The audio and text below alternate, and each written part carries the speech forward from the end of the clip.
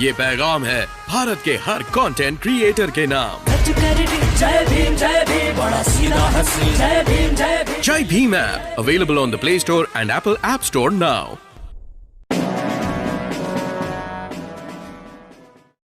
आज हमारे बीच में यहाँ सारनाथ की धरती पर एक नहीं दो सांसद, पूर्व सांसद मौजूद हैं। एक बस्ती ज़िले से और एक आजमगढ़ से।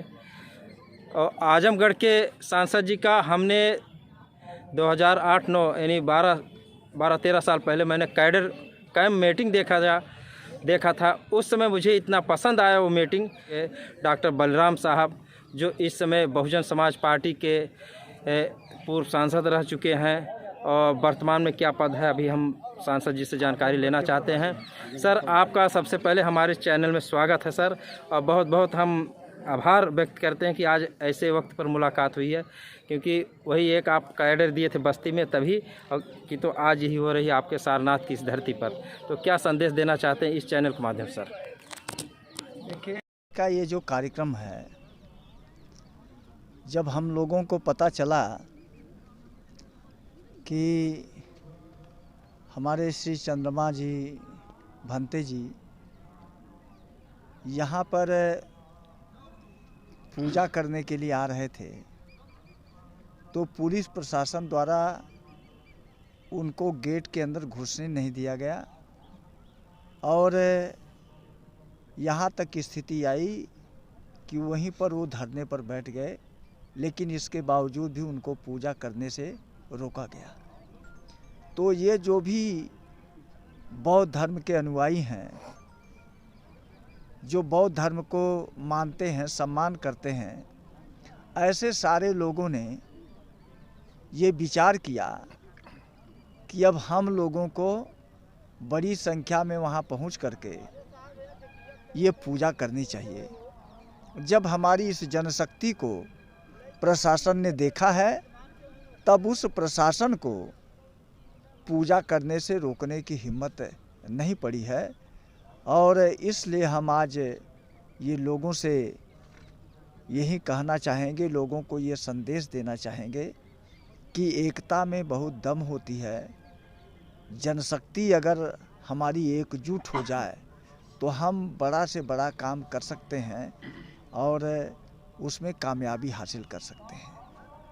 सर, जैसे आज आपने देखा कि संगठन ही ऐसा था कि जो चीज़ को रोका गया था, आज अभी 23 मार्च को ज़्यादा दिन नहीं हुआ और आज आपका 3 अप्रैल है, और संगठन की देन है कि आज कोई प्रशासन का पसीना छूट रहा था कि कहीं कोई दिक्कत ना हो, और भरपूर सहयोग भी किया है इस, चाहे आप भीड़ को देख करके या चाहे भीड़ से डर गया हो या सरकार झुकी हो, दोनों बातें हैं।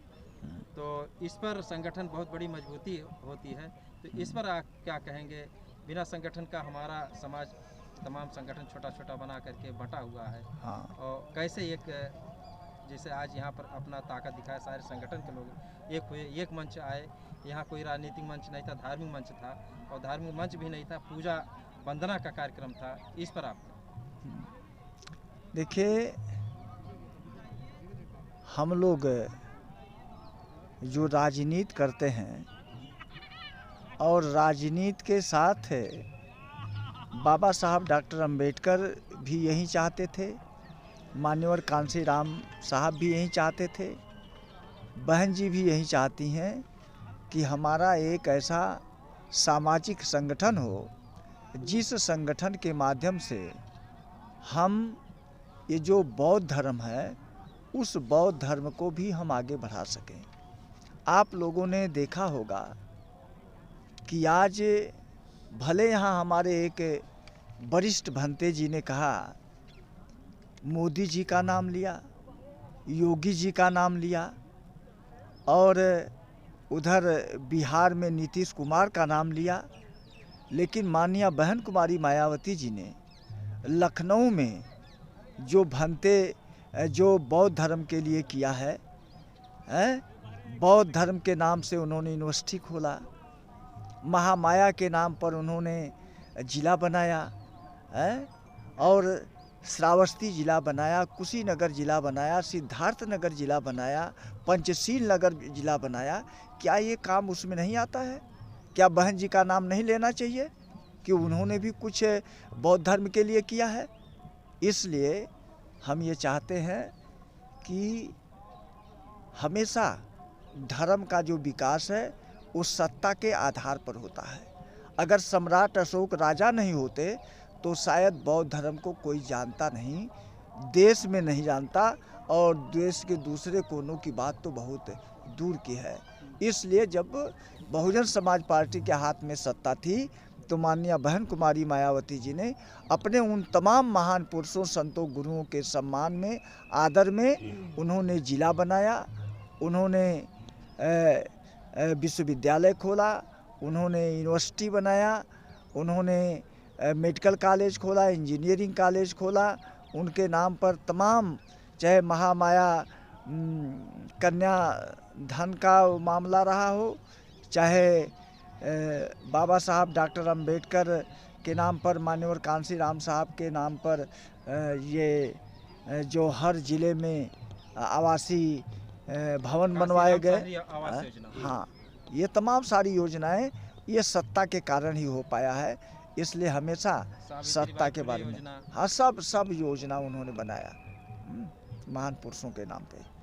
चलिए, अच्छा, एक बार और मौका मिला होता शायद बहन जी को तो उत्तर प्रदेश बौद्धमय बन चुका था और भी विस्तृत तरीके से काम हुआ होता। और आपने सर हमें हमारे चैनल पर मौका दिया, इसके लिए बहुत बहुत धन्यवाद सर आपको। और कुछ बोलना चाहते हैं सर? नहीं, हम तो इतना ही बोलना चाहते हैं कि अगर पुनः बहन जी को अगर सत्ता में लाना है तो सारे जो संगठन छिन्न भिन्न हुए हैं, इन सारे संगठनों को एकजुट होकर के बहन जी के नेतृत्व में अपनी ताकत को दिखा करके उनकी सरकार बना करके अपने महान पुरुषों का जो सपना है उस सपने को लोग साकार बना सकते हैं और इस देश में, इस प्रदेश में भी हमारी सरकार बन सकती है, इसे कोई रोक नहीं पाएगा।